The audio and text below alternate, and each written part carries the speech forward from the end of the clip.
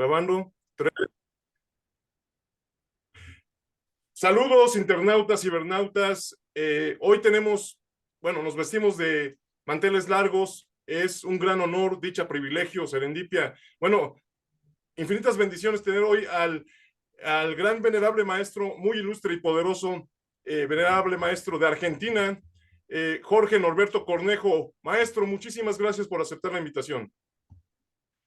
Gracias a vos por haberme invitado.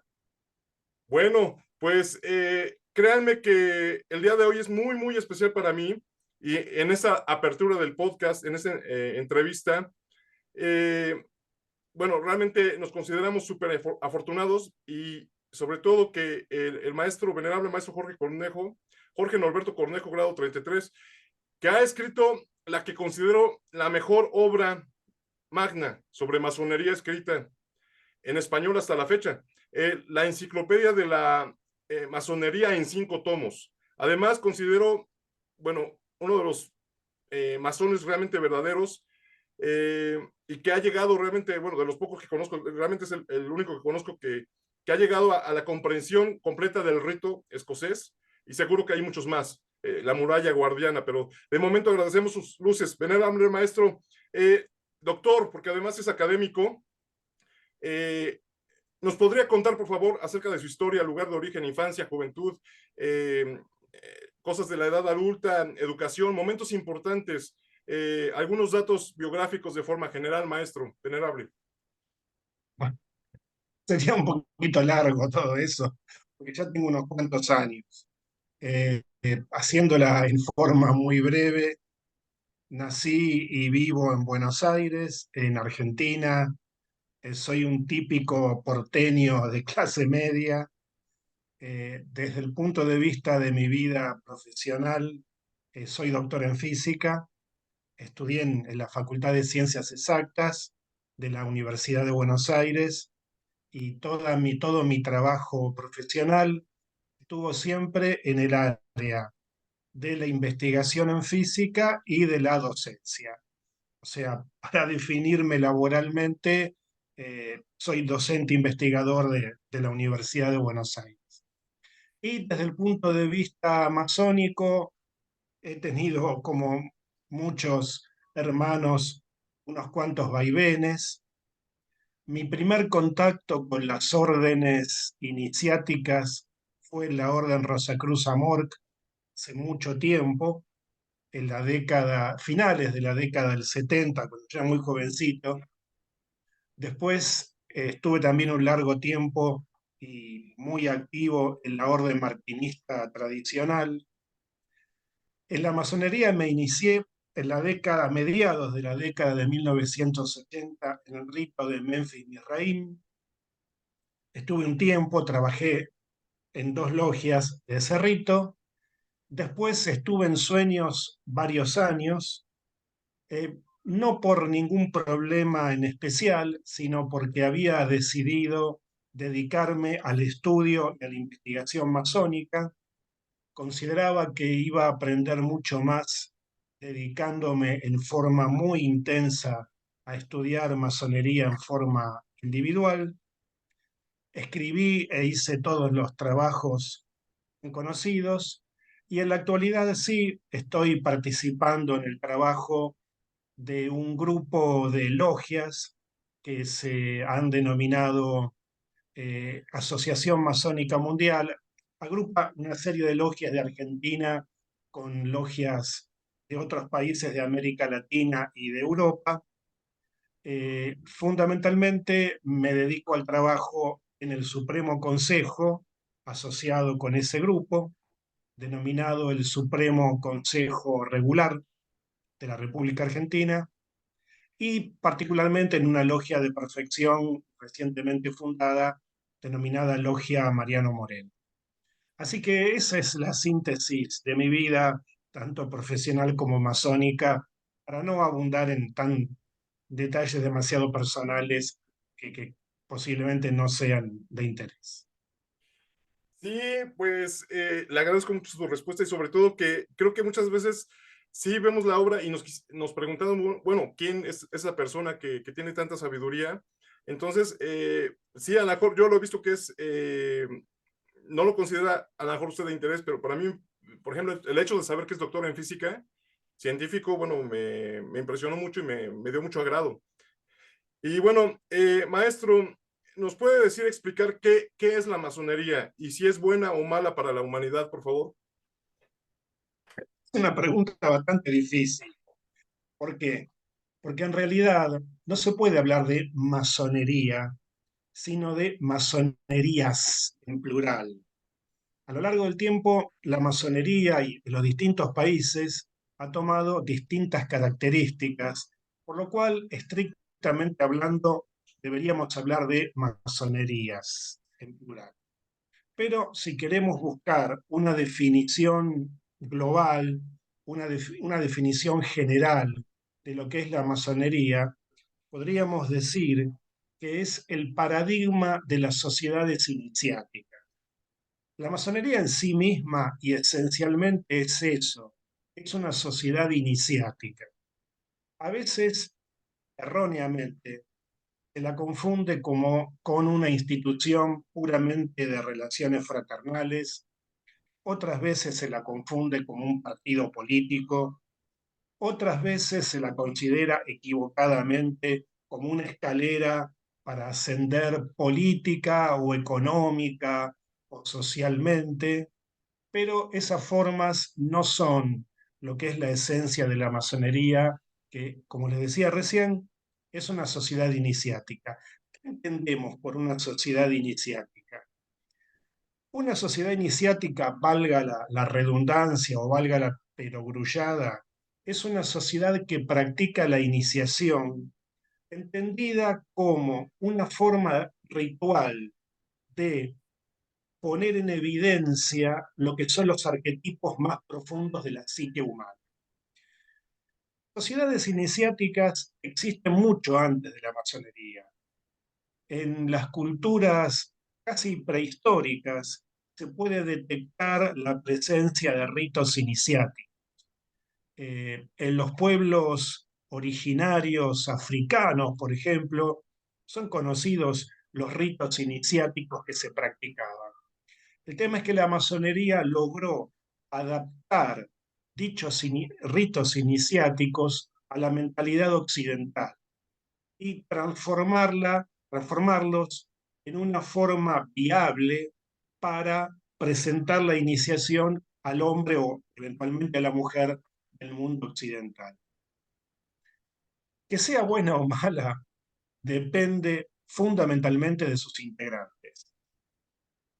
En sí misma tiene una función que es muy buena, es justamente la de ofrecerles a las personas que vivimos en Occidente un canal para acceder a la iniciación, para acceder a lo que es inicial. Después, si ese canal se mantiene dentro de lo que corresponde, dentro de lo que debe ser, o si se pervierte, eso escapa un poco a lo que es la masonería en sí. Para darte un ejemplo muy concreto, en Argentina hemos tenido algunos masones realmente brillantes que han aportado muchísimo a lo que es este país. Dos ejemplos muy conocidos: José de San Martín, artífice de la independencia de Argentina y de otros países de América Latina; Domingo Faustino Sarmiento, autor, creador, por así decir, de lo que es el sistema educativo argentino. Y también, por otro lado, hemos tenido algunos ejemplos muy tristes de masones totalmente desviados, como el lamentablemente muy conocido José López Rega. Con lo cual, podemos dar ejemplos de masones que han ido por un lado y masones que han ido por el otro. Pero como te decía antes, en su esencia, la masonería considero que es útil por abrirle a las personas interesadas la puerta de lo iniciático.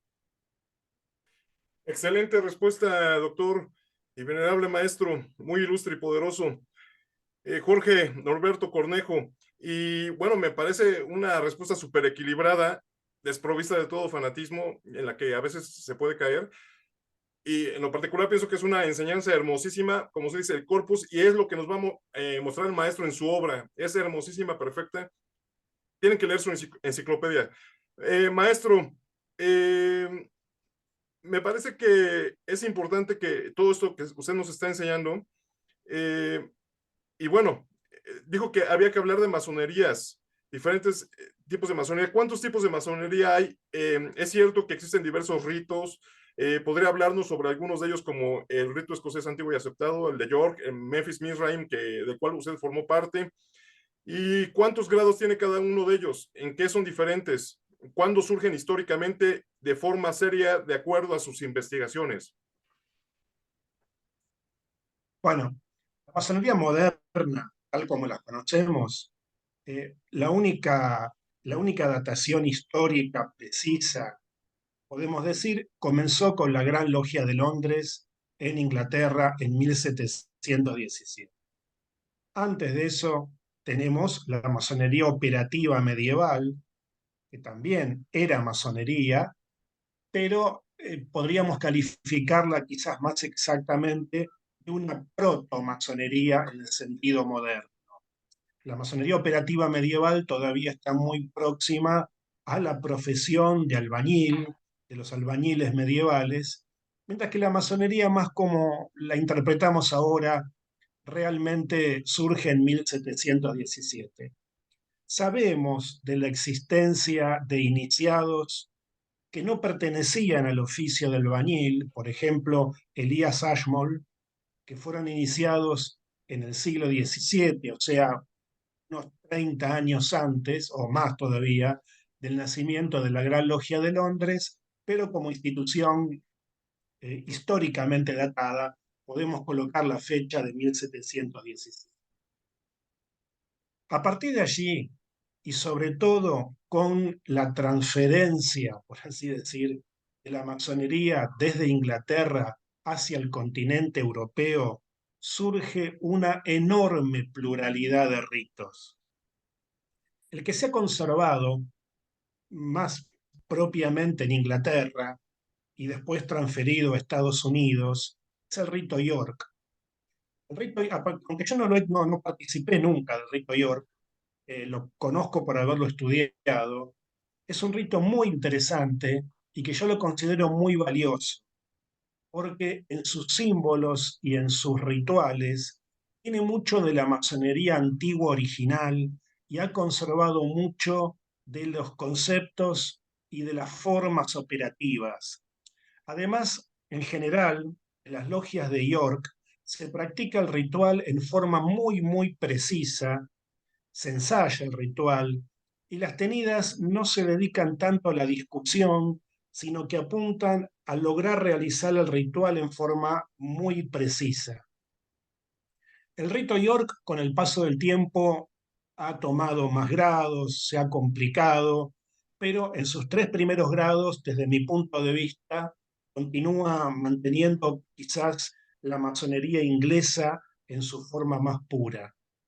Por otro lado, a los tres grados simbólicos, después le ha agregado el capítulo del arco real, con 4 grados, un capítulo de altos grados que yo también valoro mucho, el arco real del rito York, posee un simbolismo muy profundo.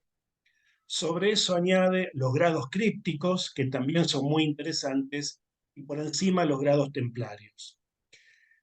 Ese esquema es interesante porque en realidad, si uno analiza los distintos ritos, uno puede ver que no son tan distintos entre sí.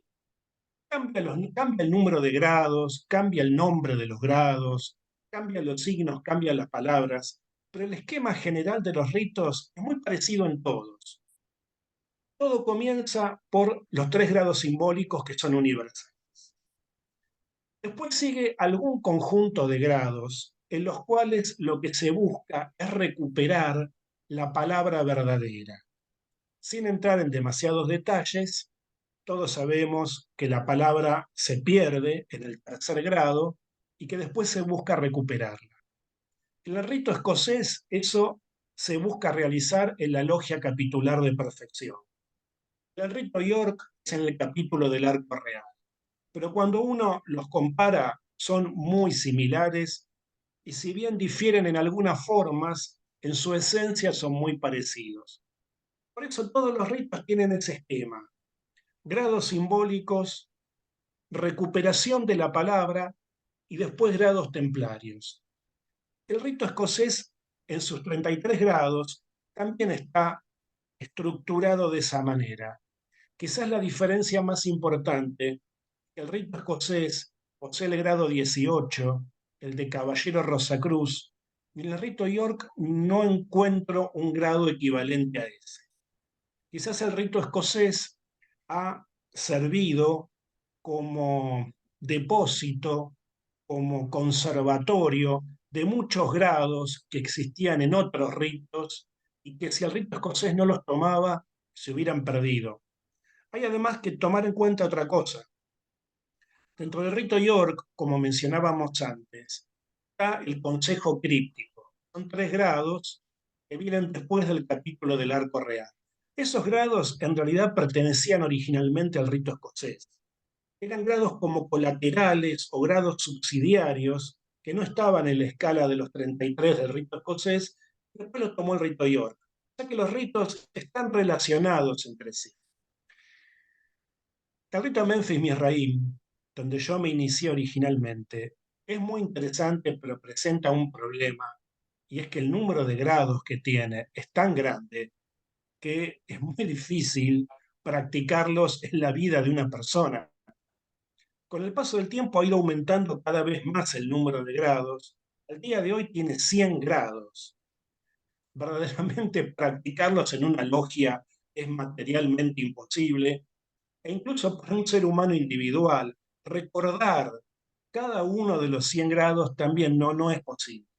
Por eso, por ejemplo, en Argentina, el rito Memphis Misraim está vigente, hay logias en Memphis Misraim, pero trabaja en los 3 primeros grados. Los altos grados prácticamente no los trabaja, con lo cual termina siendo finalmente un rito muy parecido al escocés. Después hay otros ritos que yo no conozco en tanta profundidad, como el rito escocés rectificado. Ese rito tiene una característica muy particular que a algunos nos impide acercarnos a ese rito, y es que es cristiano, y para afiliarse a dicho rito hay que realizar profesión de fe cristiana, que no todas las personas estamos dispuestos a hacerlo. Pero bueno, creo que lo más importante de todo es lo que te comentaba al principio. Estudiamos cómo es la estructura de los distintos ritos, vemos que no es tan distinta, sino que responde a un esquema más o menos universal, adaptado a las distintas circunstancias históricas y geográficas en las que se desenvolvió cada rito. Excelente respuesta, venerable maestro. Muy ilustre y poderoso, verdaderamente lo digo de corazón, Jorge Norberto Cornejo, y créanme que su obra es la mejor, a mi gusto hasta mejor que la de Albert Pike, o bueno, obviamente no son competencias, pero es importante conocerla. Maestro, ¿usted profesa alguna religión o es positivista o digo si quiere contestar? Sí, sí, te voy a contar. No, primero que todo te hago un comentario. Ajá. Respecto de las obras y de la calidad de algunas obras masónicas, en francés hay obras que son muy, pero muy buenas. Hay una autora francesa, Irene Mainguy, que es la bibliotecaria del Gran Oriente de Francia, que escribió muchos textos sobre el rito escocés y sobre masonería en general, que son realmente muy, muy buenas. Lamentablemente no están traducidas al castellano, pero para los hermanos que pueden leer en francés, son muy, muy recomendables. Eh, Menciono eso para que no se vea que estoy haciendo propaganda de mi libro, porque no corresponde, sino que también, no solo Irene Mangui, sino que hay otros autores franceses que son realmente muy buenos y que la verdad los recomiendo. Desde lo que me preguntas, yo no practico ninguna religión. Eh, como toda persona que nació en Argentina, parte de abajo de América del Sur, estoy inmerso en la cultura judeocristiana, porque inevitablemente formamos parte de esa cultura, pero no soy ni practicante ni fiel de ninguna, absolutamente de ninguna religión. Debido a mi formación profesional, algo de positivista tengo que tener realmente, porque todo físico tiene algo de positivista, pero quizás lo que te puede interesar más es que yo considero que la masonería hay que ubicarla aparte de la religión. No hay que confundirla ni con una religión ni con algo que está en contra de las religiones. Es otra cosa. Es una sociedad iniciática y las religiones no son sociedades iniciáticas. Las religiones pueden ser muy útiles para las personas que las profesan. Mm, Me mantengo en una postura totalmente tolerante y de ninguna manera quisiera que las personas abandonasen su religión. Pero la masonería y las órdenes iniciáticas tienen que ser algo distinto. Por ello, por ejemplo, yo no le obligaría a ningún candidato a la masonería a creer en Dios. Para mí eso no es una prescripción que sea necesaria para ingresar a la masonería. ¿Por qué? Porque el concepto de Dios no es algo universal. La misma palabra Dios que usamos en nuestro idioma castellano proviene del griego, de Theos, o sea, proviene de Zeus, básicamente. Cuando se le pregunta a alguien si cree o no cree en Dios, en realidad se le está preguntando si cree o no cree en el Dios occidental y cristiano. Básicamente es eso. Con lo cual considero que no tiene que ser una prescripción eh, obligatoria para los candidatos a la masonería. Y hay un detalle más sobre eso. ¿Qué pasa, por ejemplo, con una persona que es budista?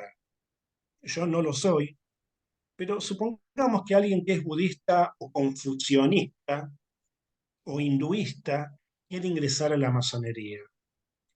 Estrictamente hablando, esas personas no creen en Dios al estilo occidental, pero tampoco son totalmente ateos al estilo occidental.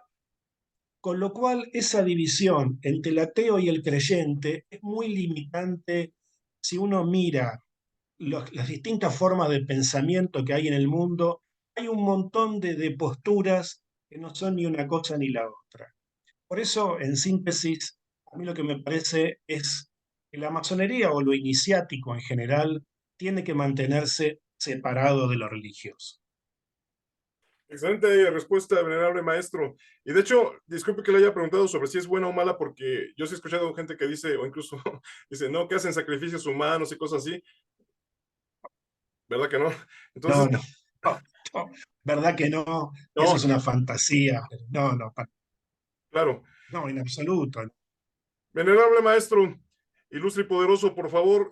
Y bueno, sí, aclaramos, de hecho, en su obra masónica, él cita a una cantidad inmensa de autores, ¿eh? O sea, no se está haciendo propaganda, sino reúne lo disperso de toda la masonería de todos los tiempos. Eh, Maestro, venerable maestro, ¿nos puede decir, por favor, en el primer tomo de su enciclopedia del rito escocés y aceptado, describe de forma magistral realmente los grados simbólicos? ¿Qué es lo que deberíamos de saber o qué debería saber la gente y el mundo y conocer sobre ellos del aprendiz, del compañero y del maestro? Bueno, hay muchísimo que se debería saber, pero te diferencio dos cosas. Una es lo que debería saber el público en general y otra es lo que deberían saber los masones que pertenecen a esos grados.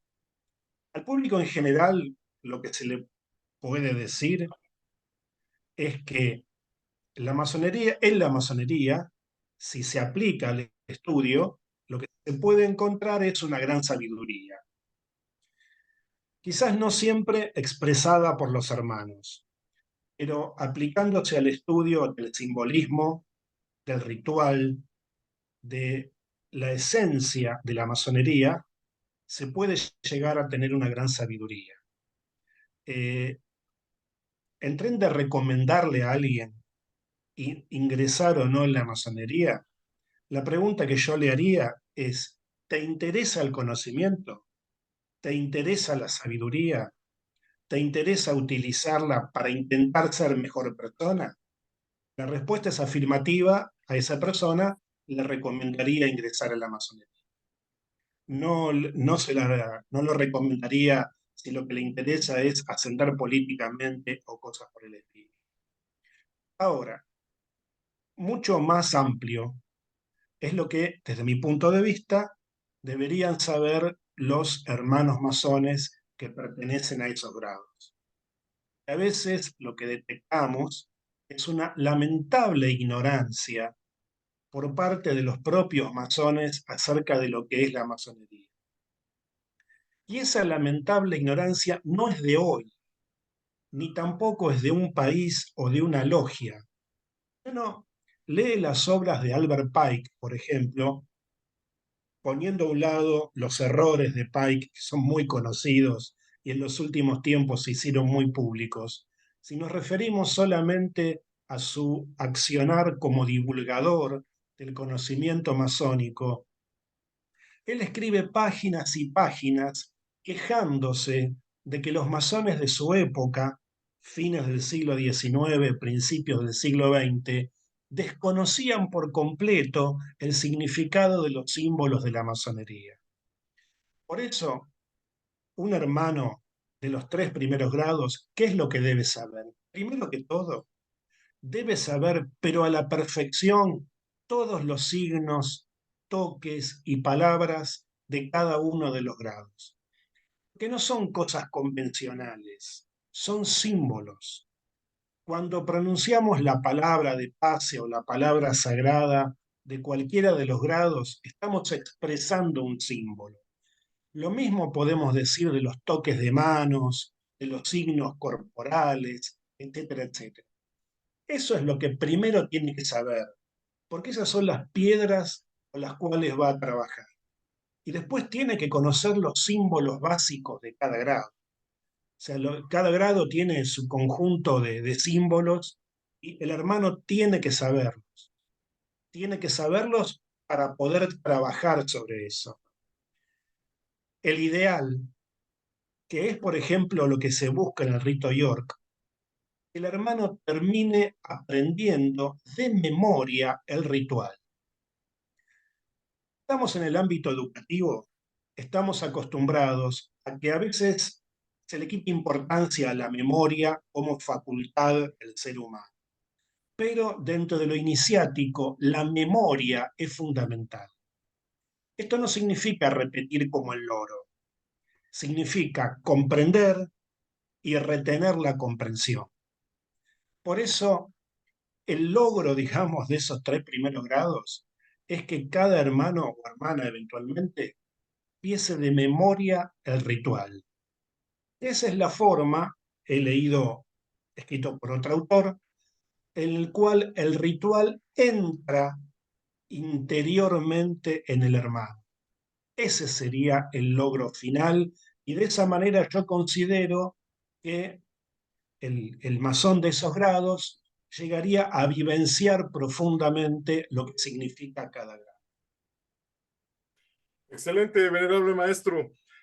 Y, y bueno, le digo que comenté eso de bueno o malo de la masonería, porque otra cosa que me habían comentado incluso unas mujeres es que le habían pedido que ni siquiera han ido, pero bueno, dicen que tenía que acostarse con 2 grados 33 y tener relaciones con...